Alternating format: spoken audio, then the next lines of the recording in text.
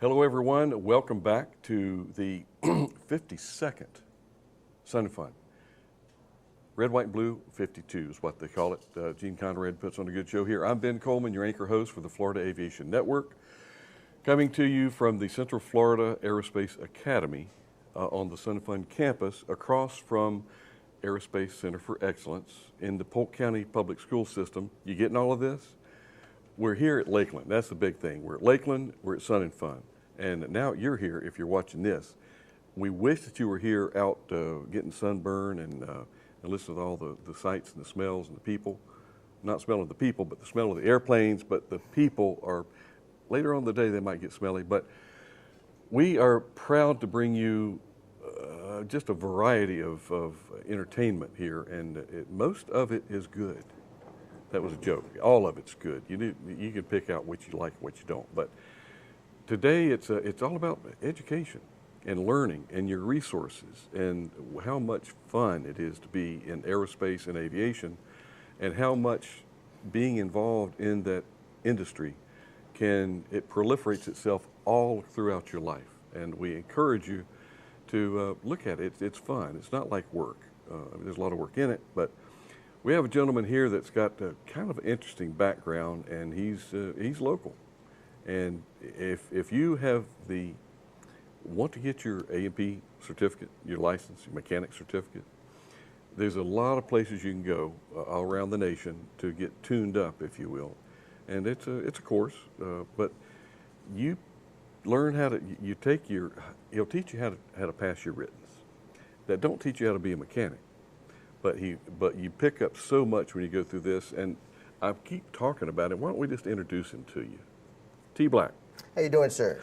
Thanks for having us here. It's good to have you here. We love it. Many years we've been trying to chasing you around and trying to get you. Well, this year you called me. Good job. We got you. Yeah. You're trapped. You're captured. And T Black Aviation. What do you do, T Black Aviation? Yes, sir. So we're a veteran-owned business, and our specialty is taking people that are military or have field experience and getting them their A&P certification. So of course you got to have the field experience, and then we run you through a 2-week course, and then if you study and you do what you're supposed to do, in theory, you will leave with an A&P certificate. And I know that you have a tendency to lean toward the veterans, and that's for a good reason. You spent a little bit of time with Uncle Sam, didn't you? Yes, sir. Uncle Sam owned me for 23 years, 2 months, and 1 day, as a matter of fact. But who's counting? Yeah, yeah, right down to the number. So, T Black, Thomas is your Thomas name, is my first name. You like T Black? Is that just unusual, different? Well, the funny story behind T Black Aviation is I had a sound and light business that was called Black Aviation. So someone called and asked, "Are you available for this wedding date?" And I said, "Sure." And they said, "Well, do you do anything besides black music?" And I said, "Well, that's my name, sir." And so when I did aviation, I wanted to differentiate. Tuskegee Airmen are the best airmen out there. Yep. And so I didn't want them to think that we're part of the Tuskegee Airmen, because they're their own specialness, man, and don't want to take that away from them. And so T is Thomas, and Black is my last name, and ready for this? T Black Aviation. And you don't have a racist bone in your body. No, sir. Love them all. As a matter of fact, a lot of folks don't know this, but my initial, B. Coleman. Yeah. There's B. Coleman Aviation. Ah. Did you know that at Memphis? Did not know. Bessie Coleman was the first black woman to get her pilot's license. Yeah. But first black aviator. Yeah. So I've got a shirt that says B. Coleman Aviation. So I have fun with that. Yeah. And you talk about Aunt Bessie. Yeah. That was my Aunt Bessie. Yeah. Very nice. Thomas, I'm just going to call you Tom or Black or whatever you want to call me. You cut your teeth. You flew when you were 16. Started flying when I was 16, and you know, I was actually a bad kid in high school. And I can't imagine that. And decided I wanted to get my life together and fly for the Air Force, so I straightened up. And first time on my first flight, I took a jar full of change out of an old wine carafe and took it in, changed it for some money, and my Air Force ROT instructor was a flight instructor, so we went out to the airport and gave him a whole bunch of ones, and it only cost $15 an hour for the first flight, which was insane. And he did the flight instruction for free. So once I got hooked, man, it was straighten up your life, get your act together, and learn to fly, and also race motorcycles and love doing maintenance. And and so figured out that if you know what makes an airplane fly, you'll be a better mechanic. And so I started turning wrenches, and I sold my dirt bike, finished up paying for flying, and then as I progressed, realized that mechanics make good money, and that can pay for flying. And so there you have it. And another good thing is if you want to get a job as a pilot, having an A&P helps you do that too. So it's the best of all worlds. I call it the ultimate airman. There you go. Tom said, if you're a good pilot, you're not really the best pilot unless you're a mechanic as well. There you go. If you're a good mechanic and you want to learn more, you got to be a good pilot. Very good. You got to learn how to fly them and go out. And what drove me back when I had hair when I was a pup, the thoughts of working on an airplane, doing an inspection, doing some repairs, and then being able to take it out and actually fly it. Yeah. I went to Lockheed. I was on the C-130 final assembly line, but they wouldn't let me take a C-130 out and take it around the patch. Yeah. That put me into general aviation, and I know your program you put out a lot of people. Yeah. Do you keep count of how many folks have you They're put in the through? thousands. We do have a record. If we never, I'm not a records and spreadsheets guy. I just get it done type of guy. And I've got 2 file cabinets full of former students, and I've been doing this since 1989, and it's 2026 today, and we're still, rocking and rolling in business. And all of our classes, when we first started, we had a smaller classroom, and we had held 8 to 10 people, and we expanded a little bit, but we didn't want to overexpand where you don't get that instructor-student interaction. So you lose the one-on-one. Yeah, so we have a classroom now that has 16, and that's what we cap out at. So every month we have 16 students. We do the class once a month, and then it's 2-week class, and then the other week we do IA, and then I like to have a week off to get paperwork and all that caught up. But for the past 30 years, we've been putting out at least 10 to 16. Our classes now are full, but when we was doing 10, so 10 students a year for however many years, do the math, minus the time in Iraq and Afghanistan when I was deployed. But yeah, I've been doing it, helping people all over the world. And well, Thomas, the one thing, and I'm going to deviate just a little bit from A&P prep training for course, but how to sell yourself. And you, believe it or not, you have a personality. Well, good. And most of it's good from what I can tell. Not all of it, but thank you. And folks, I noticed they're having a hard time. You've got to learn how to sell yourself. You've got to. If you don't sell yourself, very few people are going to come up and sell you for you. Yeah. So, and I'm sure that you pull that out. And when I had a little prep training course, I would pull that out of our guys and gals. Yeah. And when I'd see that some of the little meek didn't want to get involved, wouldn't look in the eye, wouldn't give you a firm handshake, we try to turn them around. Yeah. And we owe that in your business, especially, is to help placement. And that's one of the things I want to talk about, of how you help your guys and gals get jobs. Yeah. Well, the market's banging. There's a ton of job opportunities that's going on, and if you're willing to do the work, there's lots of places that are willing to hire you. And a success story that just happened in February, I have a young lady that went through the course, and she worked for a MRO, and the MRO is one of the deals that had part of the UPS situation. And ever since then, their people have been laid off, and things are looking bleak. Yeah. And she had a great opportunity. She just needed to get her A&P license. And she got her A&P license with us, knocked it out of the park. She's determined, great personality, and rocked it. Well, last Friday, right before the show, Boeing called and offered her a beautiful $125,000 starting offer letter. Good grief. So it's amazing. Now, not everyone gets that juiciness, but there's a lot of great opportunities out there, So it's banging, and having your A&P is what's going to help you. And I found throughout time, and you've seen it, I'm sure yourself, is when big organizations, there's always people that that don't have licenses working for facilities, and when they go to lay off people, the first people they usually let go is the people that don't have the licenses, because they need the people that have the A&Ps for whatever reason. There's even government contracts overseas that now that you have to have an A&P license to go overseas and work, and but it's just better for an organization. It shows. Doesn't mean that you're that you're a better mechanic because you have it, but it shows that that you're well-rounded on everything. Because there's a lot of great people, a lot of mechanical people out there that are awesome mechanics. They just usually are afraid to get that license. And man, once you get it, it opens doors all over the world. Yeah, So, and it really is. We don't want to downplay the educational role, just like somebody having a bachelor degree, yeah, a sheepskin. yeah, I know some PhDs that can't tie their shoes. Yeah. Okay, I'm sorry, I'm not. But others that you would never know that they have their doctorate in this or that subject, right, just because they're so good and smooth and professional. right, And I think that's where you're getting at, is just being professional. She was obviously professional, right. or they would not have offered Absolutely. that position. Well, but she also knew how to work with people. She knew how to motivate people. I met her back in February when the class is, and come to find out, she's helping people in her own organization get their sign-offs and help them get their AMPs as well. So it's good to always. I heard a saying once: the first you learn, then you earn, and then you return. So that's the chapters of your life, and we love helping people succeed and make the money and all that good stuff. You just coming up with that little acronym, not acronym, but a little anecdote there. I didn't make it up. I heard it. You heard it. Yeah. However, there's another one going around that kind of drives me crazy, is those who can do, and those who can't teach. Yeah. Yeah. You heard that one? Yeah. Well, that's 100%. I have to be professional, but wrong. Yes.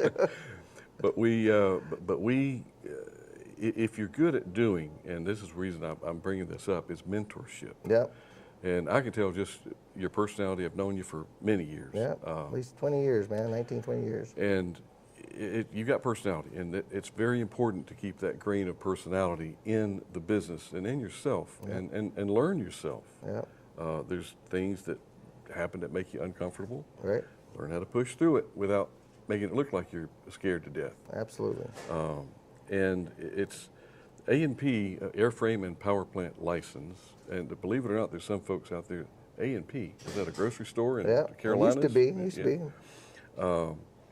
But there's so much that goes into this industry, and getting your A&P just shows that you've got the T-shirt. You know you were smart enough to pass the test. Exactly. That's Then trainable. Then you get into the O's and P's. Yeah. And how much do you get involved with helping them with their O's and P's? So I'll give you. And what is O's and P's? All right. Well, let me just let you know how our 2-week course works for getting your A&P license. It starts out as you show up on a Monday, and we go over the general information, and you take your general written exam on Wednesday morning. Then once you get through with your general, we roll you into the airframe. Friday, you'll take your airframe test. Then on the following week, on the Monday and Tuesday, we go over power plant. And after that, you take your power plant test later in the week because it's a very hard test. But all day Wednesday, all day Thursday, all day Friday, we're prepping you for your orals and practicals. And of course, we don't teach you everything in the world because there's not that much time. We're doing a 2-year course in 2 weeks. So it's a lot of stuff we go over. There's requirements that the FAA wants you to have, and we teach those requirements. And if you can imagine taking about a 2.5 inch fire hose and putting it up to your lips. Bigger, but that's what it is. You're busy, it's a cram. Yeah, and you're in class all day, and you're going to be in class. People say, well, what time's your class over? We start at 9:30. We have a big pile of material we got to cover. And when it's covered, we're done. If it takes us till 8 o'clock, we're done. We're not done till 8 o'clock. And then to celebrate all of our accomplishments, you get to go home and study for another 2 or 3 hours, and then wake up the next morning. So it's exhausted. I tell people, when you come here, make sure you have all your personal items at home taken care of. You know, don't come here with any mental conditions that, as in, you know, you and your wife are having problems, or there's financial problems, or everyone's got problems. You got to have your A game when you show up, because if you don't, all those other outside, outside influence, whatnot, they're going to slow you down, and you're not going to succeed. And then we also have our own process of doing things. And if we call it a big boy and girl program. And if you listen to us, you'll succeed. If you got your own ways of doing things, well, maybe you will succeed, maybe you won't. But here's what happens. If you don't study, you're not going to pass the test. That's the bottom line. People say, do you guarantee I can pass? I say, absolutely not. I can't guarantee anything. Well, what are your statistics? I say, statistics are a bunch of made-up numbers. I said, I've been doing this for 30 years. If we weren't good at it, we wouldn't be doing it. And my belly wouldn't be this fat if we weren't eating. So we're doing a great job, and we're good at what we do. Tom, you're not fat. You're just well nourished. Yeah, I know. Just Good. very well nourished. Girls, I good understand cook. that. Yeah, yeah. The aspects of being a mechanic, people don't, it's not always in a nice air-conditioned hangar. Right. You don't always have nice, clean tools. Yeah. That's company tools. You got your little flight bag. And how many times have you wished that you had an eyeball right at the end of your fingertip? Well, the nice thing is they got borescopes now that are That is an affordable, eyeball. and you can. So, But before that, I mean, I Yep. mean, I can feel it. right. I can touch it, Yep. but I can't get to it. Exactly. How do you start a nut, a nut size 10 Yep. nut on it? You put a little sea lube on your fingertip and you get her going. That's the trick. I found the greatest stuff in a tube, called sticky stuff. Sticky stuff. And I used to use the sticky stuff on there. Pop it on there. Except don't use it on a vacuum pump because the sticky stuff gets sucked up into the vacuum pump. Ooh, voids your warranty.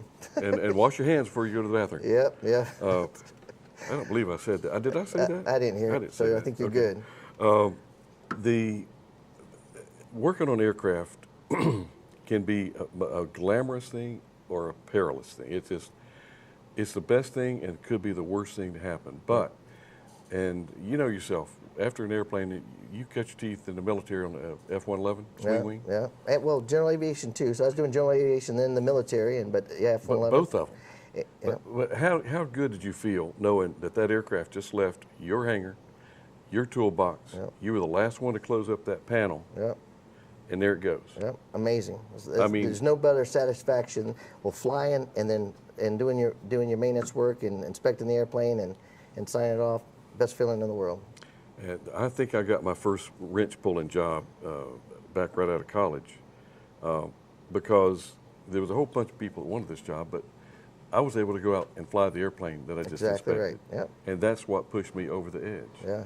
And it really, there's so many opportunities in this aerospace, I'm going to call it aerospace industry.